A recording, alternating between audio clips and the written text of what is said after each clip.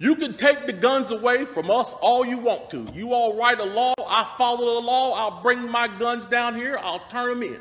But here's what's going to happen. The Crips and the Bloods on the other side of town, they're not going to turn their guns in. They're going to hold on to them. And what's going to happen when you have to send the police down there to go take them? The police can barely enforce the law as it is. What I really came down here for is this. I've heard a whole lot of people in here talking tonight about this group and that group, and domestic violence and blacks, these minorities and that minority. What I want to know is, when are you all going to start standing up for the majority? And here's who the majority is. I'm the majority. I'm a law-abiding citizen who's never shot anybody, never committed a serious crime, never committed a felony. I've never done anything like that. But it seems like every time we have one of these shootings, nobody wants to put the blame where it goes, which is at the shooter's feet. You want to put it at my feet. You want to turn around and restrict my right, constitutional right that's spelled out in black and white. You want to restrict my right to buy a firearm and protect myself from some of the very people you're talking about in here tonight. It's ridiculous. I don't think Rod Serling could come up with a better script.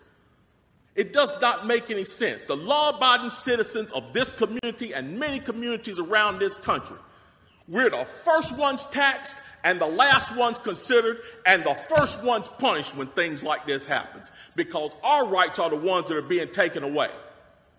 That's the reason why I came down here today. Gun show or no gun show, NRA or no NRA.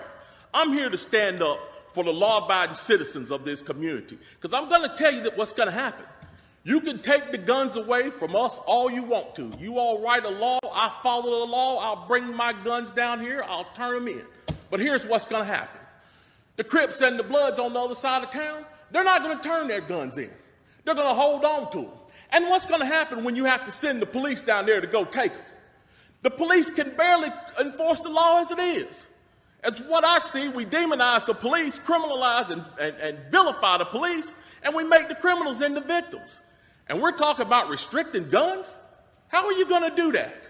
How are you going to do that when the police department's already hamstrung?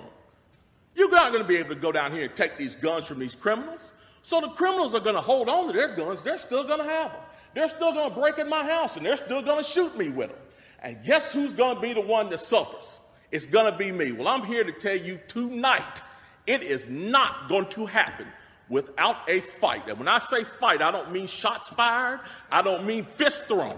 I mean I'm going to come down here to this city council and raise hell just like these loonies from the left do until you listen to the majority of the people in this city. And I am the majority. The majority of the people in this city are law-abiding, and they follow the law, and they want their constitutional right to be able to bear arms. They want to be able to go to the gun show and buy a hunting rifle or a sport rifle. There are no military-grade weapons sold at the gun show. An AR-15 is not a military-grade weapon.